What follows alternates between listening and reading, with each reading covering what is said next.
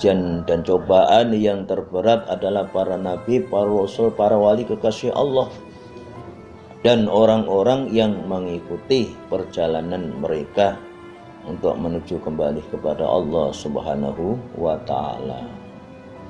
Mengapa para nabi, para rasul juga diujian, dicoba?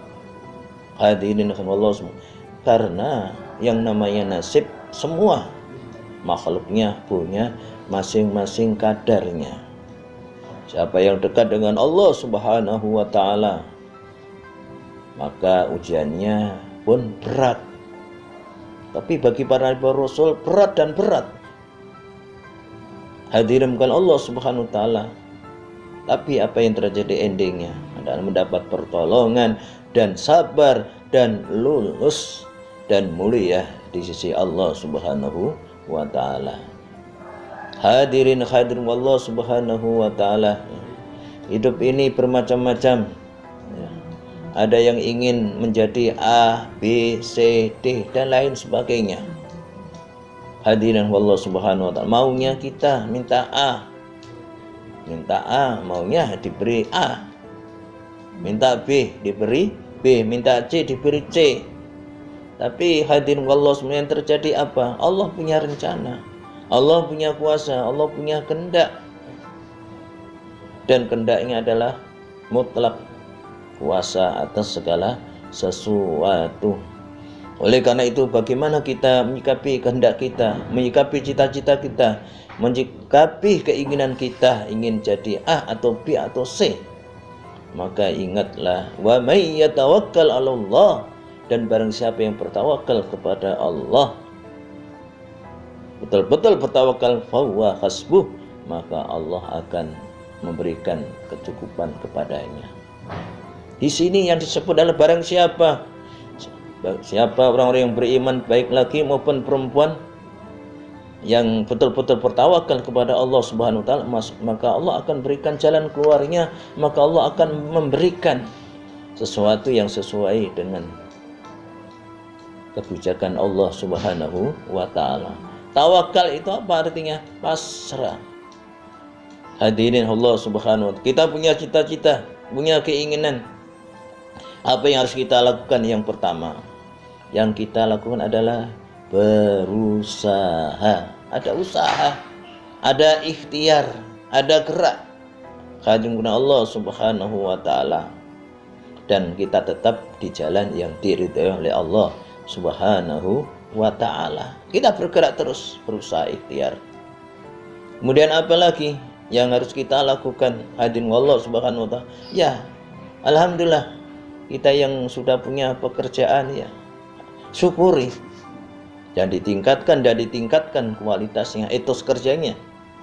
Bapak-bapak, ibu Allah semua. Dan kita faham bahwasanya kerja di dalam Islam itu pun adalah perintah dan termasuk bagian daripada beribadah. Oleh karena itu, mari kita jadikan pekerjaan kita ini mempunyai nilai ibadah. Karena sesuatu yang kita kerjakan, yang dicintai oleh Allah, diridhai oleh Allah, itu mempunyai nilai ibadah. Lalu kalau begitu, bagi orang yang mengerti, bisa saja. Baginda Rasul aja 24 full ingat kepada Allah, nilainya ibadah. Nah, kita berapa? Ya masing-masing, sesuai dengan keimanan kita, keyakinan kita, sesuai dengan keilmuan kita, dan pertolongan Allah Subhanahu wa ta'ala. Kemudian apa lagi? Kita berdoa, kita berlindung mohon kepada Allah Subhanahu wa ta'ala. Usaha sudah, ikhtiar sudah, bekerja sudah, ya kita apa? Tetap kita berlindung memohon agar hidup ini selalu mendapatkan petunjuk hidayah, mendapat pertolongan Allah Subhanahu wa ta'ala. Karena kita sadar, orang yang beriman mengerti hidup ini adalah juga tempat ujian dan cobaan. Kematian pun akan diuji, hidup pun akan diuji. Tapi siapa di antara mereka yang paling baik menyikapinya? Bila mendapatkan kesenangan, kegembiraan, ya bersyukur. Bila sebaliknya, ya sabar.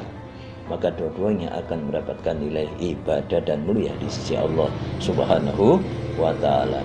Bapak-bapak, ibu-ibu, saudaraku yang bukan Allah Subhanahu wa ta'ala, kemudian apa lagi kita? Pasrah. Kita sudah usaha, ikhtiar, pasrah.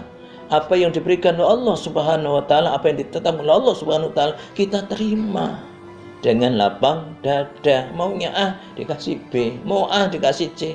Allah Maha tahu, kita tidak tahu. Maunya A kita nggak ngerti, dan Allah lebih tahu. Kalau kita jemput dengan selalu berusaha, kita bekerja apa yang diberikan, kita syukuri, dan kita mohon kepada Allah Subhanahu wa taala, kita pasrah.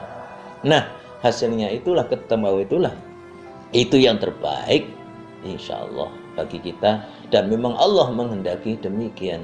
Maka yang terbaik adalah suatu ketetapan yang datang dari Allah Subhanahu wa taala. Meskipun kita sebelumnya tidak mampu menjangkaunya, kenapa saya tidak bisa jadi A tapi aku kasih B, C? Ternyata Allah Subhanahu wa taala adalah betul-betul hadir. Allah Subhanahu Maha tahu, Maha bijaksana apa yang akan diberikan kepada hambanya yang beriman, yang bertakwa, yang selalu mendoa kepada Allah Subhanahu wa taala. Mudah-mudahan Allah Subhanahu wa taala menggolongkan kita orang-orang yang betul-betul bertawakal, betul-betul bertawakal kepada Allah, dan yakin Allah akan memberikan keinginannya, akan memberikan kecukupan sesuai dengan kehendak Allah Subhanahu wa taala yang penuh hikmah. Amin ya rabbal